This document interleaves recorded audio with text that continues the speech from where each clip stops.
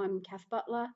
I'm Associate Professor in Aboriginal Education and Research in the Pro Vice Chancellor Indigenous Education and Research Unit at the University of Newcastle. Through my Office of Learning and Teaching National Fellowship, I had the opportunity to really examine the discourse of sociology in Australia. And one of the things which I saw very strongly was that the majority of the teaching of Indigenous issues in sociology is done by non-Indigenous people. So I wanted very clearly to have non-Indigenous people involved. But one of the other things which I see is that a lot of that teaching, particularly tutorials, which is where students are engaged in debate with each other and with their tutor, are also undertaken by a lot of casual staff. And I think that the burden that is carried by casual staff to try and implement innovative curriculum while they're unsure whether or not they're going to be employed for more than a semester is one that we really need to address as well. So I wanted to make sure that I had casual staff represented. Then I also wanted to make sure that we did think about Indigenous ways of knowing and approaching the situation. So I also had Karen Menzies and got her to give quite a lengthy presentation on her work on the nature of trauma, because trauma is clearly a concept that underlies a lot of Indigenous experiences from the nation state to the everyday and the individual experience. So those were, I suppose, from the university level, the kind of people that I wanted to have involved. But then also, people who could be applied sociologists, because of course sociology doesn't just exist in the academy, and also having people who were not necessarily Australian born or who brought different lenses to that. So having people who were migrants or the children of migrants and the amazing perspective that they brought. So for instance, there was a Palestinian Australian academic who brought a really interesting perspective on being marginalised and being oppressed and the kind of relationships that he could see between Aboriginal Australians and Palestinian Australians. So that was, I suppose, the foundational idea that we try and reflect what was actually happening in the sector rather than trying to promote something which was overly idealistic. Let's go with what actually exists and a representation of that.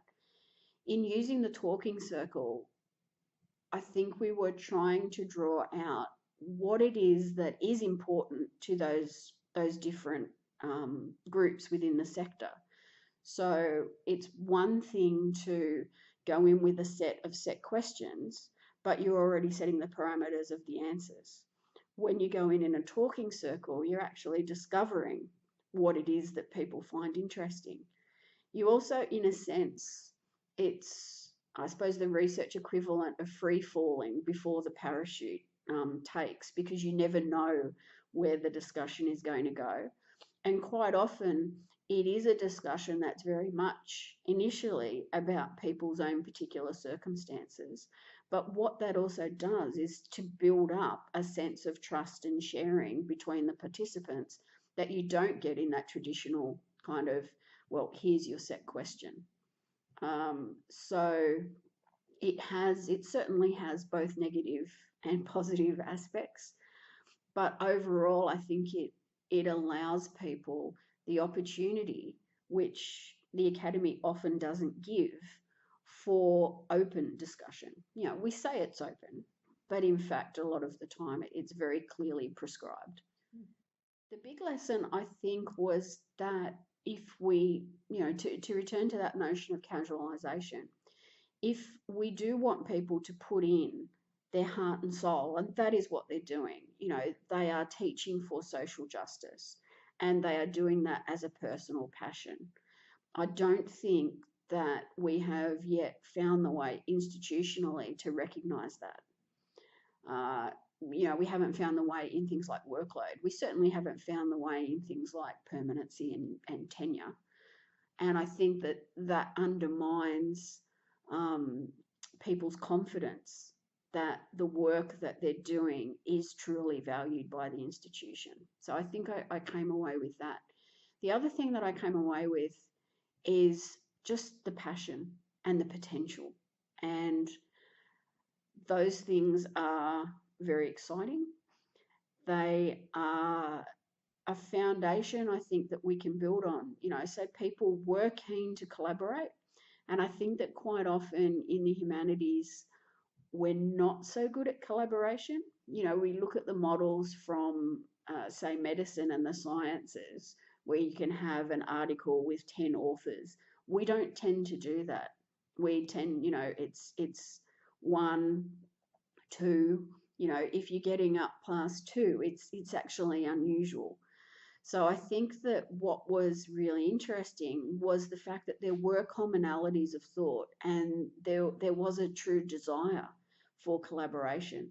So I think finding ways within the humanities and social sciences more broadly for those collaborations to be structurally supported is really important. I also think that the other thing that I got out of it very strongly was that people do actually appreciate theory. They appreciate theory as a scaffold. They appreciate theory as a common language. It's pleasing to know that people still are valuing and seeing students value having a foundational way of explaining the world, even if they take it in different directions. That's what we're doing as social sciences.